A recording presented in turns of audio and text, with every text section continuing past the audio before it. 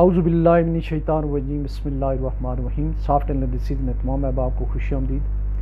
آج ہمارا جو موضوع ہے وہ انڈیا کی جو سیٹلائٹ چاند پہ اتری ہے اس کے جنوبی حصے پہ، چندریان 3، اس کے بارے میں ہے کہ آیا انڈیا نے اتنی ترقی جب کر لی ہے تو ہم نے 1960-61 میں اس پورے ریجن میں جو ہے جاپان کے بعد جو ہے سب سے پہلے پاکستان نے ریبر راکٹ بم بنائے تھے اور بے شمار جو ہے وہ ملکوں کو ٹریننگ دی تھی، تو ہم کیسے پیچھے رہ گئے۔ تو اوورآل آج کے پروگرام کا مقصد یہ ہے کہ ہم جو ہے ہم اس پورے پروسیس میں کہاں سے پیچھے رہے اور ہمارا سپارکو کہاں سٹینڈ کر رہا ہے اور پاکستان کہاں سٹینڈ کر رہا ہے، بنگلہ دیش کہاں ہے اور انڈیا کہاں پہ ہے۔ تو اس سے پہلے کہ ہم زیادہ اس چندریان کی سائٹ پہ جائیں یا ہم اپنی جو میرٹس اور ڈی میرٹس سے تھوڑا دیکھ لیتے ہیں کہ ہمارے جو تینوں ملکوں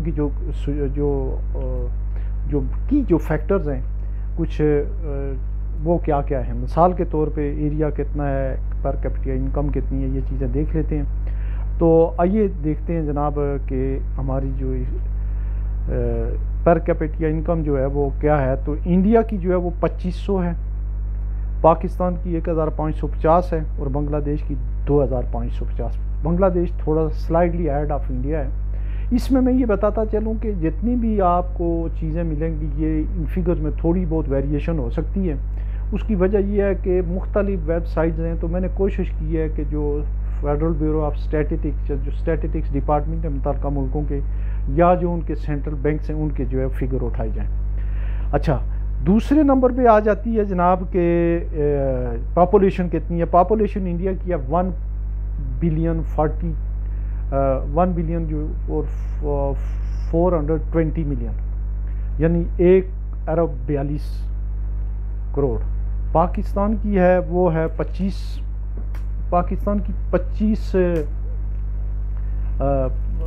25 کروڑ ہے اور بنگلہ دیش کی جو ہے وہ 23 کروڑ ہے۔ سائز آف اکانومی کے حساب سے دیکھیں تو انڈیا جو ہے چوتھی پانچویں بڑی اکانومی ہے، چائنا، انڈیا، جرمنی اور ایک آدھ ملک کے اور کے بعد۔ تو ان کی جو سائز آف اکانومی ہے ان ٹرمز آف ڈالر جو ہے وہ ہے 3385 یا 3400 بلین ڈالر کی اکانومی ہے۔ پاکستان کی 380 بلین ڈالر کی اکانومی ہے اور بنگلہ دیش کی جو ہے وہ ہے 460 بلین ڈالر کی اکانومی ہے ہماری بنگلہ دیش کی۔ بنگلہ دیش تقریباً 1.25 گنا یا 1.3 ٹائم جو ہے پاکستان سے بڑا ہے۔ فارن ایکسچینج ریزرو کی بات ہو جو ایک بڑا پیرامیٹر ہے، تو انڈیا کے پاس جو ہیں وہ 681 بلین کے جو ہے فارن ایکسچینج ریزروز ہیں۔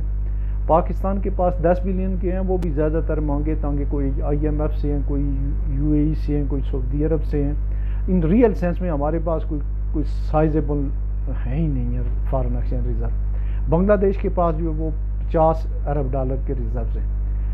ٹوٹل ایکسپورٹ جو ہے یہ جو 2023 کی ہوئی ہے اس میں انڈیا نے پوسٹ کی ہے ایکسپورٹ جو ہے وہ 788 ارب ڈالر، اور یہاں میں بتاتا چلوں کہ 788 میں جو ہے ان کی 220 ارب ڈالر کی IT کی ایکسپورٹ ہے، جبکہ ہماری 27.5 ارب ڈالر میں کوئی 1.5-2 ارب کی IT کی ایکسپورٹ ہے۔ ہم سے 100 ٹائم جو ہے ان کی زیادہ ہے ایکسپورٹ۔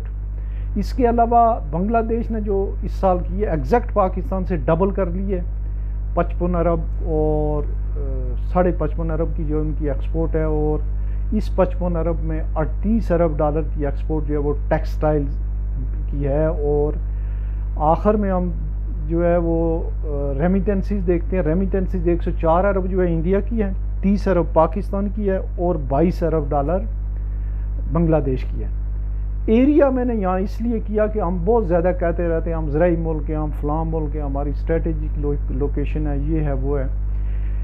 انڈیا کا رقبہ ہے جناب 32,87,590 مربع کلومیٹر۔ پاکستان کا ہے 8,81,912 مربع کلومیٹر۔ بنگلہ دیش کا ہے 1,45,570 مربع کلومیٹر، جس کا مطلب یہ ہوا کہ بنگلہ دیش پاکستان کے ایگزیکٹ چھٹے حصے کے برابر ہے۔ جو ملک پاکستان سے 1971 میں جو آزاد ہوا اس نے چھٹا حصہ ہے اور وہ پاکستان سے پاکستان نے 15 ارب ڈالر یا 16 ارب ڈالر کی ٹیکسٹائل ایکسپورٹ کی ہے. ایک جو پلانٹ ہے نا وہ اس کا نہیں اگتا ہے اس میں بنگلہ دیش میں اس کا کاٹن کا, لیکن انہوں نے 38 ارب ڈالر کی, ہماری ٹوٹل 27-28 ارب ڈالر کی ایکسپورٹ ہے, اور ان کی جو پوری کی پوری ایکسپورٹ ہے وہ انہوں نے جو ہے وہ اس کا جو 70-80% جو ہے وہ انہوں نے ٹیکسٹائل بیس وہاں پہ جو ادارے لگائے ہیں اس سے وہ جو ہے وہ کر دیا. انڈیا کی جو اوور آل جو سٹینڈنگ ہے ایک بڑا ملک ہونے کے حساب سے یا ایک اسٹریٹجک پوزیشن ہونے کے حساب سے جو ہے وہ تو اپنی جگہ ہے ہی ہے. انڈیا اور بنگلہ دیش کی ترقی کا جو سب سے بڑا راز ہے وہ یہ ہے کہ وہاں ان دونوں ملکوں میں جمہوریت ہے, ایک دوسرا سول سپریمیسی ہے, اور تیسرے نمبر پہ وہاں انہوں نے انسٹیٹیوشن جو قائم کیے ہیں, کئی ایک انسٹیٹیوشن ہیں جیسے ان کے امپورٹ کے, ایکسپورٹ کے, آئی ٹیز کے, اور وہاں ادارے جو ہیں وہ انڈیپینڈنٹلی کام کر رہے ہیں, اور اچھا جو ہے ان کا ایک جو امیج ہے, سافٹ امیج ہے دنیا میں, لا اینڈ آرڈر کی سچویشن اچھی ہے. تو اس لحاظ سے اگر دیکھا جائے تو وہ ہم سے آگے ہیں. تو پاکستان کہاں سے پیچھے رہا؟ تو ایک تو یہ ہے کہ ہم نے پہلے یہ کام شروع کیا تھا ریبر راکٹ کا, ڈاکٹر عبدالسلام صاحب نے جو ہے وہ ایوب خان کے زمانے میں کیا, اور اس کے بعد ایٹامک انرجی کمیشن میں بھی وہ رہے. اس کے بعد جو ہے اس ادارے سے اچھا خاصا کام بھٹو صاحب نے بھی لیا, لیکن بعد میں یہ ہوا کہ ضیاء الحق صاحب آئے اور انہوں نے یہ ادارہ جو ہے آلموسٹ جو ہے وہ اسٹینڈ اسٹل ہو گیا. پھر جو 90s میں جب میزائل ٹیکنالوجی کی بات آئی تو یہ جو ڈاکٹر قدیر خان اور یہ جو ہمارے ٹف میزائل اور غوری دوسرے تیسرے یہ جتنے بھی تھے, اس میں ہمارے اس ادارے کا اچھا خاصا رول رہا ہے. لیکن ضیاء الحق نے چونکہ اس کو کسی خاص وجہ سے جو ہے فنڈز اور اس کے تقریباً پروگرام جو ہے اسٹینڈ اسٹل کر دیے تھے, سائنسدان جو ہے وہ کوئی آگے پیچھے ہوئے, کوئی ویسے بے روزگار ویسے ہی بیٹھے رہے. بعد میں اس کی ریوائول ہوئی, لیکن پھر مشرف صاحب نے یہ کیا کہ انہوں نے 2000 سے آن ورڈ آج تک جو ہے کوئی سائنسدان اس کا چیئرمین لگا ہی نہیں ہے. جو انڈیا کا جو انڈین اسپیس ایجنسی ہے جو ان کی, اس کے شروع سے لے کر آج تک جتنے بھی اس کے چیئرمین ہیں وہ سائنٹسٹ ہیں, اور بڑے لو پیڈ سائنٹسٹ. یہ نہیں ہے کہ بہت ہی ہائی پروفائل. بجٹ اس کا ایز آن ڈیٹ جو ہے وہ 1 بلین سے کوئی پچھلے سال $1.25 بلین کا تھا, $1 بلین انہوں نے اس پہ خرچ کیا. ہمارا صرف جو ہے وہ $25 ملین کا ہے, اور اس $25 ملین کا مطلب یہ ہوا کہ تقریباً 40 گنا زیادہ انڈیا کا بجٹ ہے. اور انہوں نے جو ہے یہ ایک بہت ہی اوور انتھوزیسٹک ایک پروگرام شروع کیا تھا. اس سے پہلے 2019 میں بھی ان کا ایک چندریان 2 گیا تھا, اس کو اتنی کامیابی نہیں ملی تھی, لیکن وہ مدار میں گھوم رہا ہے. اب جو ابھی جو سچویشن ہے وہ یہ ہے کہ ہمارا جو سپارکو ہے وہ صرف سپارکو ہوا, نادرا ہوا, بے شمار اداروں کا کام یہ ہے, وہاں لوگ نوکریاں کر رہے ہیں, ان کے جو ایڈ لگے ہوئے ہیں, جو وہ اپنے ساتھی, بیچ میٹ, کورس میٹ, علاقے کے حساب سے وہ لوگوں کو نوکریاں دے رہے ہیں. ان کا اس چیز سے کوئی غرض و غائط نہیں ہے کہ اس ادارے کی اوریجنل پرفارمنس کیا ہے. اگر اس کے اوپر دیکھا جائے تو مثال کے طور پہ وہ یہ ہونا چاہیے کہ ایوب خان کے زمانے سے لے کے اب تک جو ہے 3-4 بندوں کے علاوہ چھوڑ کے وہاں پہ یا آرمی نیوی ایئر فورس کے آفیسر ہوتے ہیں زیادہ تر, 2-3 سائنٹسٹ کے علاوہ کوئی سائنسدان نہیں ہے. اسی طریقے سے ایک ادارہ ہے نادرا ہے جو پیاری آئی ٹی بیس ایک ادارہ ہے, اس میں 30-35 جو ہے وہ آرمڈ فورسز کے آفیسر جن کی نوکری ریٹائرمنٹ کے بعد ادر سروس ان کو ڈال دیتے ہیں. اور اسی حساب سے ہمارے جو ادارے ہیں وہ اور بھی بڑے جو ہے وہ ضائع ہوئے, اور وہ مطلب انہیں کوئی خریدنے کے لیے بھی تیار نہیں ہے. تو ہمارے یہاں جو کمزوریاں ہیں ہمارے جو پاکستان کے پیچھے رہنے کے لیے, ایک تو یہ یہاں کوئی رول آف لا نہیں ہے, ڈیموکریسی نہیں ہے, یہاں پہ ہمیشہ یا ڈکٹیٹرشپ یا سیمی ڈکٹیٹرشپ رہتی ہے. اور جو شروع کے جو ہمارے پالیٹیشین تھے ان کو کریش کیا ایوب خان نے, کوئی تھوڑا بہت جو پھر آئے ان کو ضیاء الحق نے, جو تھوڑے بہت پھر اوپر آئے ان کو جو ہے وہ مشرف صاحب نے. آج کل جو ہے وہ پالیٹیشین جو ہے وہ اسٹیبلشمنٹ کی BCD ٹیم ہے, وہ جیسے کوئی کہے ویسے دو ملا رہے ہیں. دوسرا ہمارے ملک میں جو کرپشن جو ہے وہ انسٹیٹیوشنلائز ہو گئی ہے, ادارے کرپٹ ہیں. مثال کے طور پہ یا ان میں اتنا وہ گھمنڈ ہے, ایک AC آتا ہے اگر تو AC کے لیے بھی جو ہے وہ ایک اپنی نوکری کرنے کے لیے اس کے لیے بھی چھتری اٹھائی ہوئے جو ایک نوکر ہوگا جو اس کی چھتری اٹھاتا ہے, اور وہ کہیں جو ہے وہ عوام کا خادم نہیں ہوتا ہے. تو اس لحاظ سے یہ کل پرسوں ایک میجر صاحب شہید ہوئے، بڑا نوجوان ہے. آج اس لحاظ سے تو آرمی کے جو ینگ آفیسرز ہوتے ہیں وہ تو اپنی ٹیم کو لیڈ کرتے ہیں فرنٹ سے، اور ہمارے بڑی شہداء کی بڑی لمبی لسٹ ہے جو آرمی کے کمپنی کمانڈر، میجر اور خاص کر کیپٹن بہت اس وار آن ٹیرر میں شہید ہوئے ہیں. یہ ایک ضمن بات آ گئی. اچھا، انسٹیٹیوشن جتنے بھی ہیں وہ جتنے بھی کرپٹ ہوں وہ اس کو کوئی ایکنالج نہیں کرتا ہے. کسٹم کا انتہائی کرپٹ ڈپارٹمنٹ ہے، اس کے نہ بڑے چھوٹے کوئی نہیں مانتا. سی بی آر والے ہم کرپٹ ہیں، انلینڈ ریونیو کرپٹ ہے وہ نہیں مانتے ہیں، ایف آئی اے والے کرپٹ ہیں وہ نہیں مانتے ہیں، پولیس کا ڈپارٹمنٹ کرپٹ ہے وہ نہیں مانتا ہے، سول بیوروکریسی کرپٹ ہے وہ نہیں مانتی ہے، ججز جو ہیں وہ کرپٹ ہیں وہ نہیں مانتے ہیں. اور ان سارے لوگوں کو اس کے علاوہ بھی جو ہے آرمی کے لوگوں پہ بے شمار اربوں روپے کی جو ہے کرپشن کے الزام، اسمگلنگ کے الزام ہیں.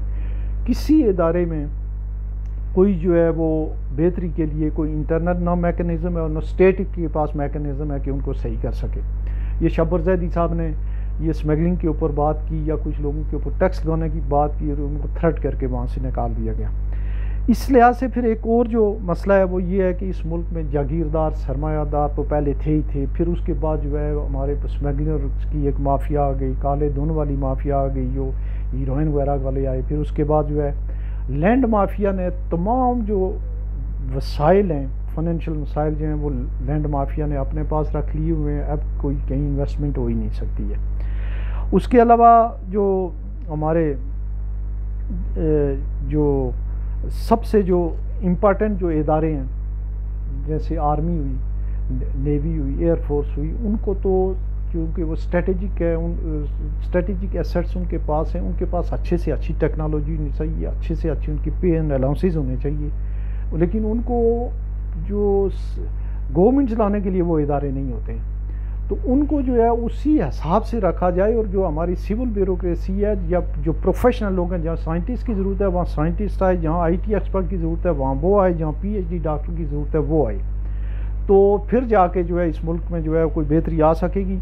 ابھی جو ہم دیکھ رہے ہیں وہ یہ ہے کہ جو کہ اداروں پہ قبضے جو ہیں اپنے اپنے گروپ کے حساب سے ان کے ہیڈ لگ رہے ہیں، جگہوں پہ قبضے ہو رہے ہیں، جنگلات پہ قبضے ہو رہے ہیں، یہ جو ہے ایون فشریز پہ قبضے ہو رہے ہیں، دریاؤں پہ قبضے ہو رہے ہیں. تو یہ چیزیں جو ہیں اور ان پہ ڈپارٹمنٹ کر رہے ہیں. اور سول گورنمنٹ جو ہے وہ بالکل خاص کر یہ جو پچھلی جو گورنمنٹ صحیح ہیں ہماری پی ٹی آئی کی اور پی ڈی ایم کی گورنمنٹ ہے، انہوں نے یہ بتا دیا ہے کہ ہمارے لیے جو ہے وہ ملک ہم نے جو ہے ہم سے نہیں چل سکتا ہے. ان میں یہ نہ تو ول ہے، نہ اسکلڈ ہے، نہ گٹس ہیں. اس لحاظ سے جو ہے یہ ایک ملک کی جو ہے وہ بریک فیل ہو چکی ہوئی ہے. تو اس میں اب بھی ہمارے پاس یہ موقع ہے کہ ہم اتنے پیچھے نہیں ہیں. اب بھی اگر ہم ٹیک آف کر جائیں اور جو تھوڑی سی ہم لیٹ ہے اس کو نکالیں تو ہم کم از کم بنگلہ دیش کو کیچ کر سکتے ہیں. لیکن اس کے لیے ضروری ہے کہ ٹرانسپیرنسی کے ساتھ جو ہے وہ لوگوں کا احتساب ہو، خاص کر جو گورنمنٹ کے ٹیکس کی نوکریاں کرتے ہیں اور وہ بلینر ہیں، ملٹی بلینر ہیں. ہمارے جو 21ویں 22ویں گریڈ کے یا اس لیول کے جو گورنمنٹ سرونٹ ہیں جس ملک میں وہ بلینر ہوں، جس میں عام اخباری رپورٹر بلینر ہوں، جس میں عام پٹواری بلینر ہوں، جس میں جو ہے وہ تحصیلدار اور اے سی اور ڈی سی بلینر ہوں، تو اس ملک کا حال ایسے ہی ہوتا ہے جیسے آج کل یہ ہوا ہے. اور اس میں ایسے ہی ہوگا پھر کہ آج جو ہے وہ چینی 200 روپے کی طرف جا رہی ہے، پیٹرول جو ہے وہ 300 400 کی طرف گامزن ہے، اور ڈالر کا بھی یہی، اور پھر ہم ہائپر انفلیشن کی طرف چلے جائیں گے. تو ہمیں یہ کوشش کرنی چاہیے سب کو مل کے، دعا بھی کرنی چاہیے، اور جہاں جہاں کوئی بیٹھا ہوا ہے اسے کوشش کرنی چاہیے کہ وہ اپنے آپ کو ایک اچھے شہری کے طور پہ جو ہے وہ، اور ایک اچھے جو ہے سٹی جو ایک گورنمنٹ سرونٹ کے طور پہ بیہیو کرے، اور اپنے آپ کو جو ہے عوام کا خادم وہ سمجھے. اور وہ جو آئین پاکستان میں یا اس کے ڈپارٹمنٹ کے حساب سے جو اس کو دیے گئے جو اس کی جو پرس اینڈ پریویلیجز ہیں اس سے جو ہے وہ نہ ہٹے، اور اپنی حدود سے کوئی ادارہ کوئی شخصیت باہر نہ جائے. یہی ایک طریقہ کار ہے، رول آف لا ہو، اور سول سپریمیسی کے بغیر جو ہے اتنا بڑے ملک کی ترقی کے کوئی امکانات نہیں ہیں. تو ہمیں امید کرنی چاہیے کہ آنے والے حالات بہتر ہوں گے. آج اتنا ہی، اللہ حافظ.